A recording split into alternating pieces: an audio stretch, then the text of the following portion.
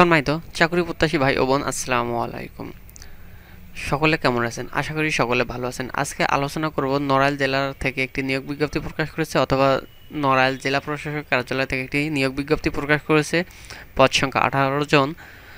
কোন পদের জন্য কীরকম যোগ্যতা লাগবে, আবেদন কিভাবে করতে হয়, কবে শুরু, কবে শেষ, বিস্তারিত আলোচনা করব। ভিডিওটাকে স্কিপ না করে যারা নড়াইল জেলায় স্থায়ী বাসিন্দা আছেন তারা সম্পূর্ণ ভিডিওটা দেখতে পারেন, তাহলে হয়তো বা কিছু না কিছু বুঝতে পারবেন, আবেদন করতে সহায়ক হবে এই ভিডিওটি।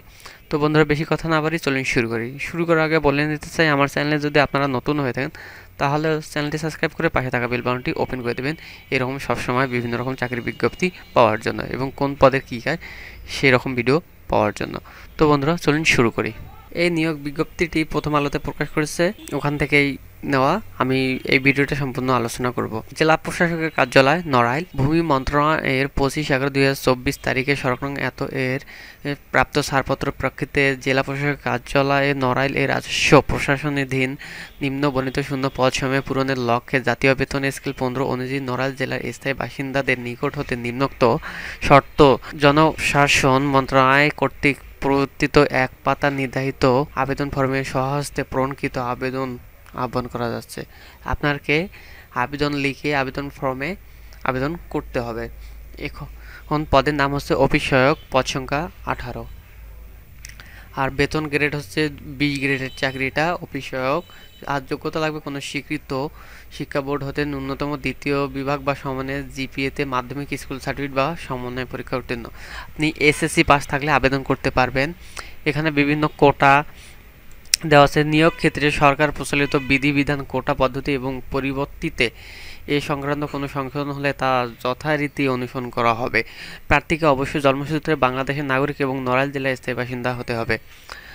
সরকার কর্তৃক নির্ধারিত আবেদন ফর্মে জেলা প্রশাসক নড়াইলকে সম্পাদন করতে হবে এবং আবেদনপত্র আগামী 14/1/2025 তারিখের মধ্যে অফিস চলাকালীন সময়ে জেলা প্রশাসকের কার্যালয় নড়াইল ডাকযোগে পৌঁছাতে হবে। সরাসরি কোনো আবেদন গ্রহণ করা হবে না। নির্ধারিত আবেদন ফর্মটি জনপ্রশাসন মন্ত্রণালয়ের ওয়েবসাইট এই ঠিকানা আমি এই লিঙ্কটি ডিসক্রিপশন বক্সে দিয়ে দেবো, ওখান থেকে আপনারা ক্লিক করে নিতে পারবেন। জেলা প্রশাসক নড়াইল এর ওয়েবসাইট, জেলা প্রশাসকের কার্যালয় নড়াইল এর রাজস্ব শাখা এর নড়াইল এর জেলার প্রত্যেকটি ইউনিয়ন ডিজিটাল সেন্টার হতে ডাউনলোড করা যাবে।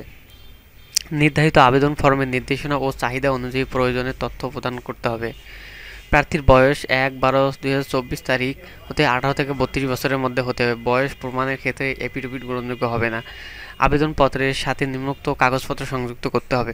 প্রথম শ্রেণী গেজেটের কর্মকর্তা কর্তৃক সত্যায়িত সদ্য তোলা 3 কপি ছবি, পাসপোর্ট সাইজের রঙিন সত্যায়িত কর্মকর্তার নাম ও সিল যেন অবশ্যই থাকে। আবার জাতীয় পরিচয়পত্র, জন্ম নিবন্ধন সত্যায়িত থাকতে হবে। সংশ্লিষ্ট ইউনিয়ন পরিষদের চেয়ারম্যান একটা সার্টিফিকেট থাকতে হবে। শিক্ষাগত যোগ্যতা সার্টিফিকেটের সত্যায়িত থাকতে হবে।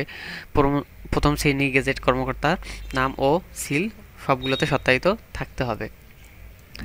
দ্বিতীয়ত, এটা ট্রেজারি চালানের মাধ্যমে পরীক্ষার ফি বাবদ এই কোডের মাধ্যমে 100 টাকা জমা দিতে হবে। ট্রেজারি চালান মূল কপি আবেদনের সাথে সংযুক্ত করতে হবে। ব্যাংক ড্রাফট, পে অর্ডার ও পোস্টাল কোড অর্ডার গ্রহণযোগ্য নয়। পদের নাম ও প্রার্থীর নাম ঠিকানা সংবলিত 10 টাকার ডাক টিকিট লাগাতে 4.5 ইঞ্চি আকারে একটি ফেরত খাম আবেদনপত্রের সাথে সংযুক্ত করতে হবে। নির্ধারিত সময়ের পর প্রাপ্ত আবেদনপত্র গ্রহণযোগ্য নয় এবং কোনোরূপ ত্রুটি অসম্পূর্ণ আবেদনপত্রটি বাতিল হবে। কোনো ভুল যদি আবেদন করেন আবেদনপত্রটি বাতিল হবে এবং 14/1-এর মধ্যে আপনাকে আবেদনটা ডাকযোগে পৌঁছে দিতে হবে নড়াইল কার্যালয়ে। দ্বিতীয়ত যেগুলো না আছে লিখিত পরীক্ষা, এটা পরের হিসাব। তো এইভাবেই আপনারা আবেদন ফর্মটি ডাউনলোড করে নেবেন, অথবা সরকারি ফর্ম তো অবশ্যই সবার কাছে আছে। আর দ্বিতীয়ত আমি তো এখানে দিয়েই রাখতেছি। এই বিষয়ে যদি আপনাদের কোনো প্রশ্ন থেকে থাকে তাহলে অবশ্যই কমেন্ট বক্সে কমেন্ট করে জানাবেন, আমি উত্তর দেওয়ার চেষ্টা করবো ইনশাল্লাহ। তো এই ছিল আজকের ভিডিও। আশা করি সকলে ভালো থাকবেন, সুস্থ থাকবেন। আল্লাহ হাফেজ।